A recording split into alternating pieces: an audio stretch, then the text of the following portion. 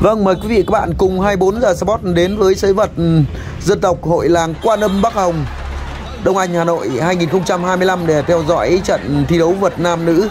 Hai trận thi đấu vật nam nữ rực lửa trên sới vật Quan Âm Bắc Hồng năm nay. Một hình ảnh rất đẹp và thú vị.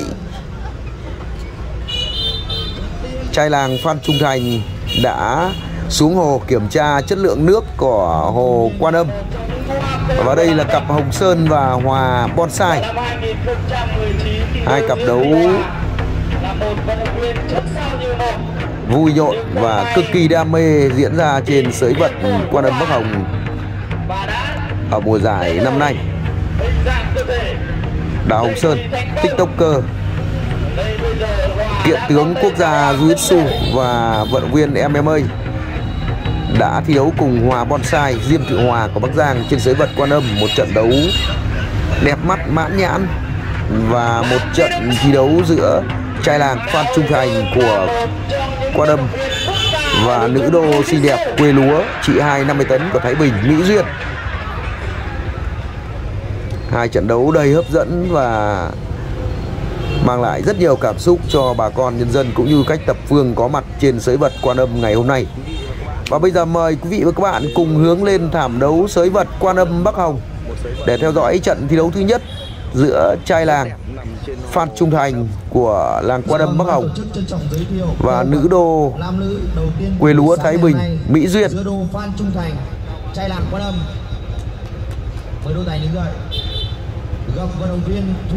Trai làng Phan Trung Thành có những hình xăm khá kỳ thú và điều khiển trận đấu này cũng vẫn là một cựu đô.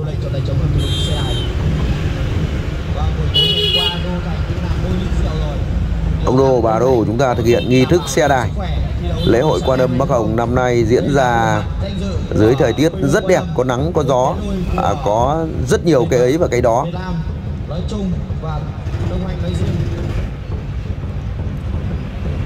Nắng xuân dịu dịu, trời khá dễ chịu, rất thuận lợi cho việc thi đấu thể thao, đặc biệt là môn đấu vật của chúng ta. Khi mà trời quá lạnh thì sẽ gây khó cho các vận động viên của chúng ta. Như vậy thì trận đấu của chúng ta đã bắt đầu rồi. Điều khiển trọng tài thảm mà trận đấu này là trọng tài cựu đô vật, trọng tài Phúc, cũng là một người con của Thái Bình. Trung Thành đã phải chuồn ra ngoài sới rồi. Mỹ Duyên cần phải thi đấu táo bạo mới hạ được trai làng đô vật Phan Trung Thành của làng Quan Âm Bắc Hồng. Quan Âm Bắc Hồng cũng là một cái nôi sản sinh ra rất nhiều các cựu danh đô trong làng vật dân tộc của chúng ta.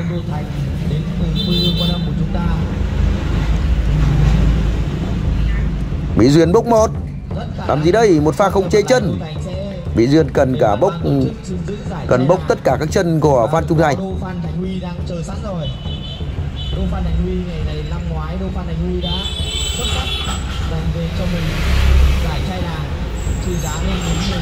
Mỹ Duyên cần phải bốc cái chân kia. Phan Trung Thành lại té quyền rồi. Phan Trung Thành thực hiện một pha chạy nước rút rất nhanh ra ngoài sới. Trận đấu tiếp tục. Mỹ Duyên là một nữ đô trẻ đang tập luyện thi đấu cho đội tuyển vật nữ tỉnh Thái Bình. Tuy chưa nhiều kinh nghiệm nhưng sức trẻ, sự dẻo dai và sự táo bạo của Mỹ Duyên, một cô gái quê lúa, một pha lăn rất nhạy cảm. Có lẽ là trọng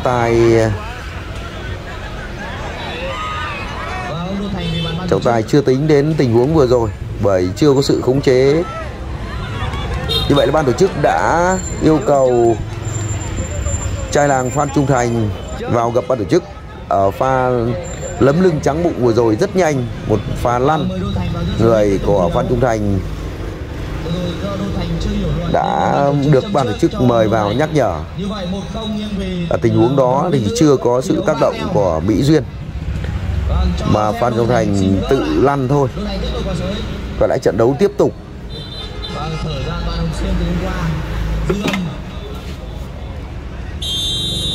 Như vậy là trận đấu tiếp tục. Một tràng pháo tay thật to thật tròn giá để cổ vũ cho kèo vật nam nữ này.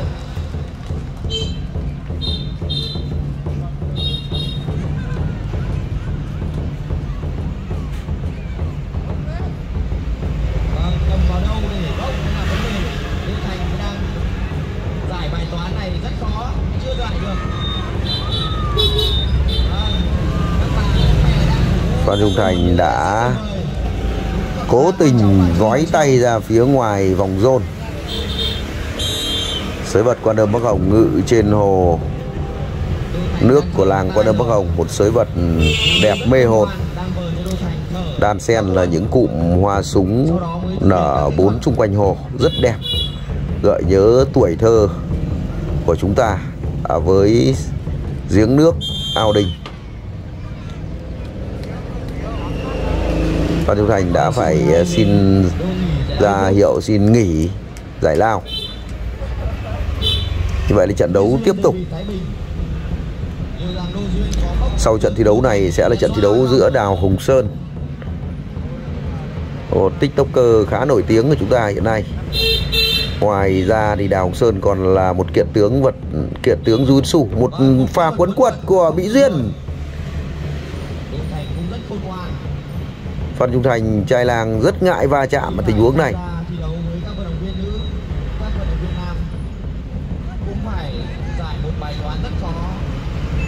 Mỹ Duyên có những đòn đánh khá táo bạo. Lại là một pha khống chế chân của Mỹ Duyên. Làm gì được không? Tắm ao.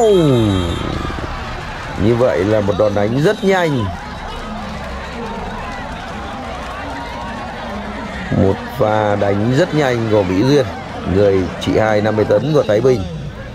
Như vậy là trai làng Phan Trung Thành đã xuống kiểm tra chất lượng nước của hồ Quan Âm. Phan Trung Thành cần phải cẩn thận. Hồ Quan Âm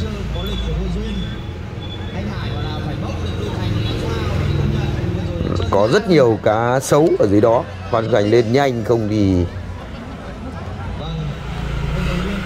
nguy hiểm.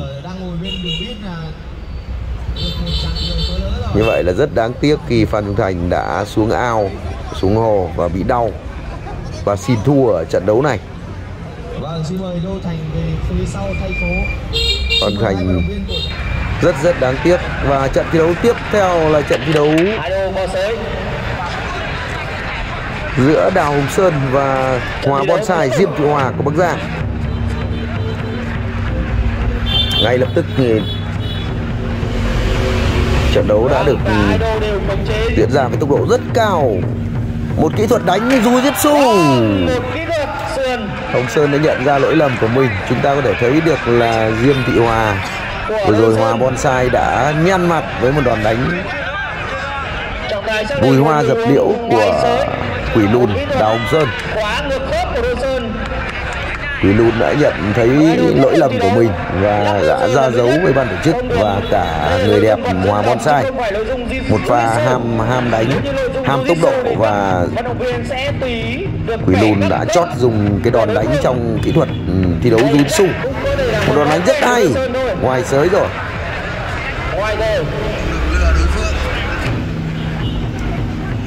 Diêm Thị Hòa đang thực hiện những đòn đánh chân rất nhanh. Đào Hồng Sơn đang làm gì đây? Đang khống chế chân. Và cả Diêm Thị Hòa khống chế chân của Đào Hồng Sơn. Túm cái chân kia.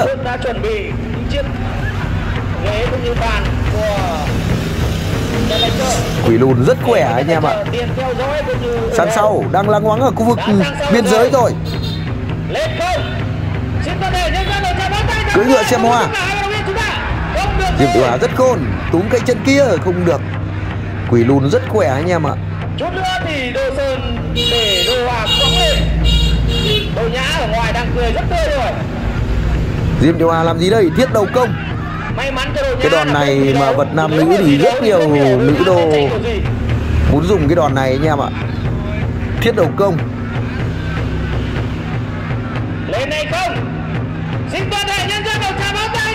dùng thiết đầu công để đấu côn ba khúc của Quỷ Lùn. Những bước đánh có trong thời tiền sử của Trung Quốc, phim Trung Quốc. Các bạn có nhìn thấy gì không ạ? Hóa hết mắt rồi anh em ạ. Hồng Sơn định kéo vó. Như vậy là một miếng, một pha đội đầu, một miếng ngóc của Diêm Thị Hòa đã làm nổi toàn bộ chân của Đào Hồng Sơn lên khỏi mặt thảm. Một pha thiết đầu công, một miếng đánh hiểm của Diêm Thị Hòa.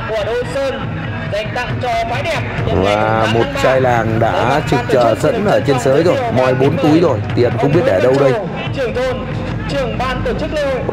Chỉ thưởng cho nữ thôi anh em ạ. Thưởng nồng độ cồn rất cao rồi nhưng mà cũng không thoáng lắm. Thưởng mỗi nữ thôi, ưu tiên phụ nữ rồi. Và đây là bác của Quang Hải, cầu thủ Quang Hải cũng đã có những phần thưởng cho các đô vật của chúng ta. Và phần thưởng của ban tổ chức sẽ dành cho Quỷ Lùn và Hòa Bonsai. Một trận đấu mãn nhãn, mang tính giải trí rất cao. Và cảm ơn quý vị và các bạn đã chú ý theo dõi video của 24 giờ Sport. Nếu thấy hay và hữu ích thì các bạn hãy chia sẻ để mọi người cùng được xem và đưa môn đấu vật dân tộc của chúng ta ra với cộng đồng.